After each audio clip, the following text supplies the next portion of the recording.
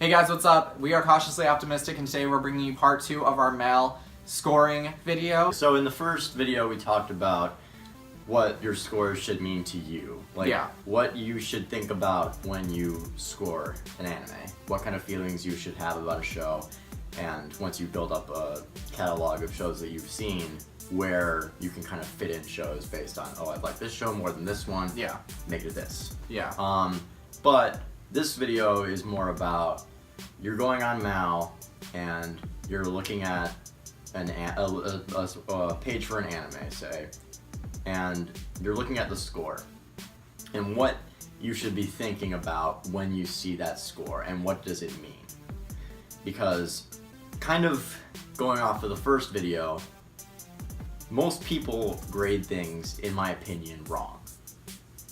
And because of that, it's very difficult to get a bad score on Mal. It's really difficult, unless it's literal garbage. Unless it's literally the worst thing in the universe. It's probably at a 7. Yeah, honestly, like, even if something was garbage, obviously because Mal is a site where people can rate things, people will literally, like, even if it's a 1, will give it a 10, just because. Like, yeah, I've known some trolls to do that. So, to start off, we're going to talk about 2 shows that, for me, are 2s. Matt hasn't seen all of Sword Art Online, but I've seen all of Sword Art and Sword Art 2. So, just going on, and they're both 2s in my eyes. Yeah. But when you go to the page for them on Mal, Sword Art Online is a 7.81. And Sword Art Online 2 is a 7.33. Okay, so to put this in perspective for you guys, 7.81. That's very good. Close. That's very close to K-On!, which I think got like a 7.85. I have that. 7. So here's the difference. And this is kind of like what we're going to go into is how objective or subjective is a score on Mal in your eyes. Yeah. Because to me, my favorite show ever is K-On! Yeah. And I hate Sword Art, and I gave it a 2, only because it was better than the Astra score, which I gave a 1. I think that's the only one I'm ever going to give ever, because I don't think I'm ever going to finish a show that is bad as that ever again. But Sword Art Online is 7.81. K-On! The first season is 7.87. So in the eyes of Mal, K-On! Is only 0.06 points better than Sword Art Online. And in my eyes, it's 8 points different. It's just like, there's so many things, like, story-wise about SAO that are broken. There's so many things game-wise about the game SAO that are broken. Yeah. So, how is that a 2? Like, in my eyes, is a 2. Yeah. And in my eyes, K-On!, which is the best, like, slice of life, cute girls doing cute things show in existence. The the ultimate version of that show, and in my eyes, the best show ever made. Yeah. Holy shit, the best only show ever made. 0.06 difference on Mal. Yeah. That's insulting almost. It's crazy to me. Yeah. I'm listening. Keep going. You're cutting this. What are you doing? I'm looking at something. Well, don't just do that in the middle of the video when the camera's on you. Well, another thing to be thinking about when you're looking at Mal scores is the second season effect. Yeah. Which is... No, it didn't. Because SAO is really bad. But, most people, and you'll see this trend on most shows on Mal, even SAO. A lot of people watch the first season, because that's the easy jump-in point. Very. Then you get the people who liked it, the people who were okay with it, and the people who didn't like it or didn't finish it. Most of the time, the only people who go on to watch the next season are the people who liked it. Or the people who liked it okay. They'll go on to the next season. So that's season 2. So that's only a half of the viewers, proportionally, moving over to season 2. Then, season 2 happens. That same split off happens again. Less people go on to season 3.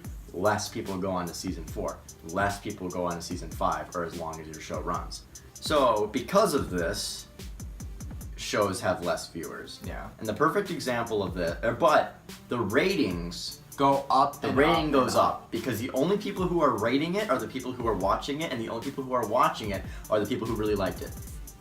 And even though I can't say this with like certainty, and I can't like argue that this is a bad show, and I'm not going to, the perfect example of this is Gintama. Yes. Because Gintama, if you look on Mal right now, It's in the top 10. the top 10 on Mal, I want to say 5 of them are Gintama They are. iterations. I think 4 of them are the the seasons, 1 of them is the movie. It could be even 6 right now because I know that the winter 2017 season of Gintama is, I think, number 3 or no, it's number 2 on Mal right now. Oh my It god. dethroned Brotherhood, and it's No! only below Kimi no Nawa. No, it didn't. 3. Okay, then that changed because it's only down 1 or No, down it's down 0.01. But still, if you look at that, Gintama is 3 and 4.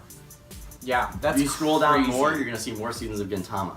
But the point of this is that if you look at Full Metal Alchemist Brotherhood scoring, you're gonna see that's a really high score. Yeah. But it's also the score of several 100,000 people.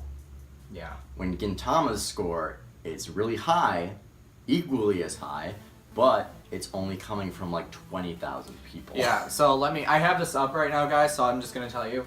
Brotherhood had over 800,000 members scoring it, and then Gintama, the newest season, only has almost 30,000 members. And so it's probably not going to 28,000 go up members. much higher than that. Yeah. Because no one's jumping in on Gintama in season 5. And there's nothing wrong with Gintama being Yeah, I'm not trying huge. to discredit Gintama. I'm just saying that it's the perfect example of what we're talking about. Another great example, Haikyuu? Haikyuu season 3, I think, is around number 10? Yeah, Haikyuu season 3 is number 11. Number 11.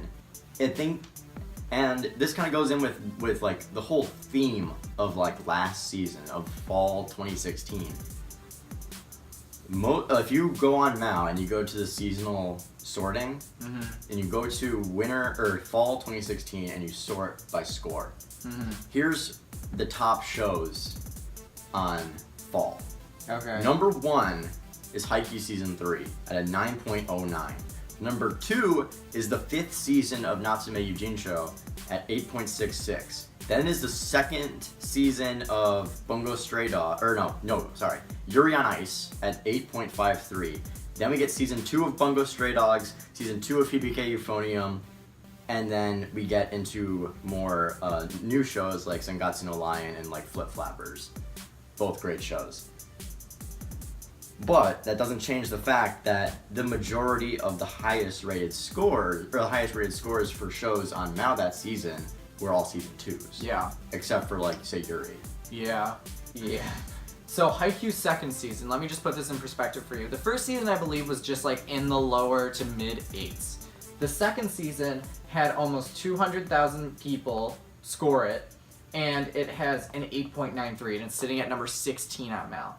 Season 3 literally lost almost half of its viewers, and it was 113,000, and that got a 9.09.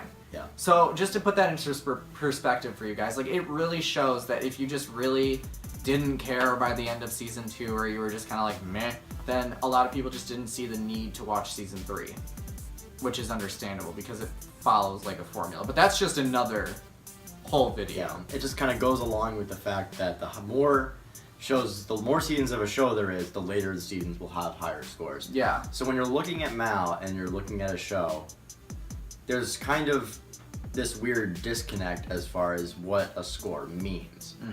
Does it mean anything?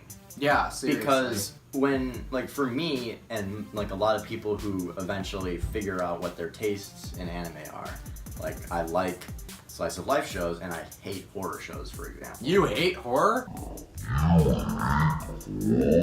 I hate horror. I don't think anime has ever done a horror show well once. So you're probably gonna hate When They Cry. I haven't seen I haven't seen Higurashi. I don't know I don't know how I'm gonna feel about it. But I hated Shiki. I hated, or I don't want to watch. Another. Or I'm gonna watch another eventually. I thought Paranoia Agent was okay.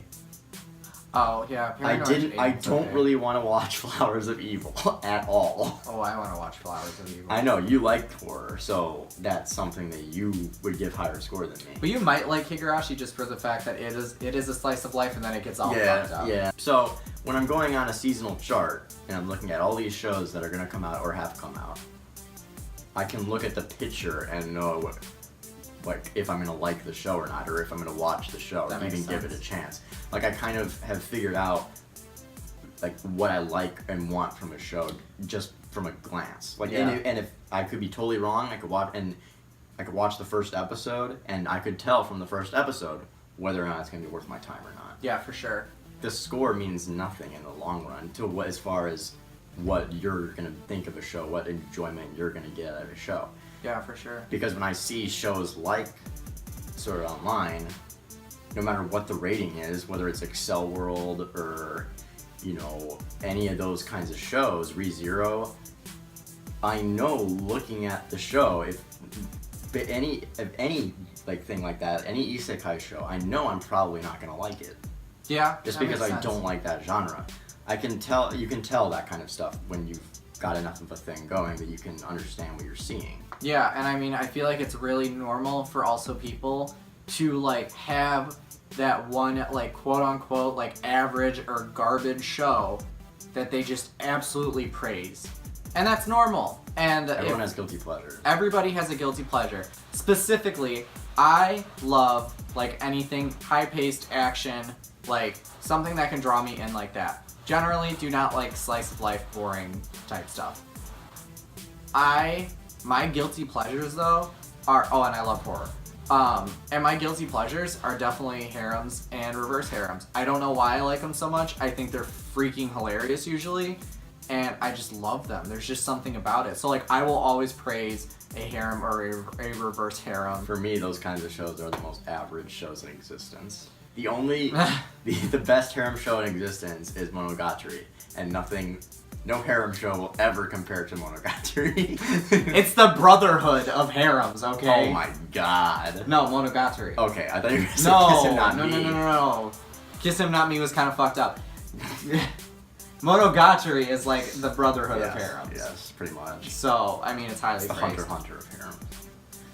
But yeah, the more point of this part in this half is that what's important is that you build up what you like and you're scoring tiers. Mm-hmm. So that when you look at a show and you go on Mao and you see the score, the overall score, it doesn't hold as much of a bearing on your mind as Mal tries to make it seem. Right. It doesn't matter if you really like SAO. Like, if you really like SAO, great. Then you found what you really like, and then you can find other shows like that, which might dethrone SAO for you. There's always going to be something, like, SAO is super popular, so, like, any show in that genre that's even closely like it is probably rated lower than it, but it might be better. If you base everything off the scores that you see on your phone, on Mal, on your computer, on your iPad, whatever you're looking at. So, never let the Mal score deter how your want to watch a show. And also, like, I guess the main point really is that there is no such thing as objectivism. Everything is subjective, and it's kind of up to you to figure out what your subjective tastes are, and then find shows like that you like. Because at the end of the day, it doesn't matter what I like or what Rob likes or anything. If I loved ReZero, Rob would be like, why? Like, why? But at the end of the day, he wouldn't care because it doesn't affect his opinion at all. Mm-hmm. And like, I could love SAO when I finish it, and it wouldn't affect his opinion at all. He knows someone that gave SAO. He knows someone that gave SAO a 9. Like, yeah. So at the end of the day, guys, don't let anyone deter you from scoring a show how you feel like it should be scored. And don't let a score on a show that you haven't seen before make you color your opinion of it in any way, as far as like it being not worth your time or a must watch. Exactly. Because sometimes it's true, and that's sometimes a score is completely accurate. Yeah. But even still, that doesn't mean you're going to like it. Exactly. But one of my favorite games to play with Bobby is we'll go on Mal, and we'll just look at like it has all those like different sections for like if you like this show, you'll like this show, and we just go on them and we'll find like the stupidest comparisons that people have made, or like we'll go on the review section and we'll read like really bad reviews for shows that are good, or like really good reviews for shows that are bad. But my favorite game to play is, you go on review, and you read a review, and the other person has to guess what show they're talking about. Based on the review and the things that they're saying. Oh, God. And then every time it's something that totally gives it away, you can bleep it out. And you have to guess what they're talking about based on public opinion alone of What the a show. great game. It's fantastic. It's really funny. Especially if you play it purposely going on shows that person likes, and reading bad reviews of them to make them mad. My God, we should literally do this one. I was doing that for Bobby with like Hyoka. Hyoka. It's one of his favorite shows.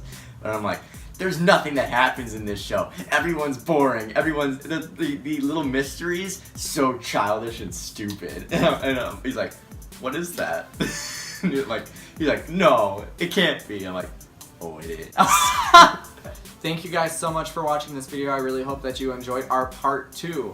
We are going to be making videos weekly, and we hope that you subscribe and that you enjoy our content. Please leave a comment down below. What's your, like, guilty pleasure show? What's your guilty pleasure, like, genre, I guess? What show is regarded as trash that you actually really like? We would love to know. Or what show that is really beloved that you think is trash? Yeah, like, even if it's Kill la Kill, won't kill you, because, I mean, I know people that think it's trash. Let's tear down the false idols, people. Yeah, come on, let's hear it. Let's hear it. Let's see it in the comment section down below.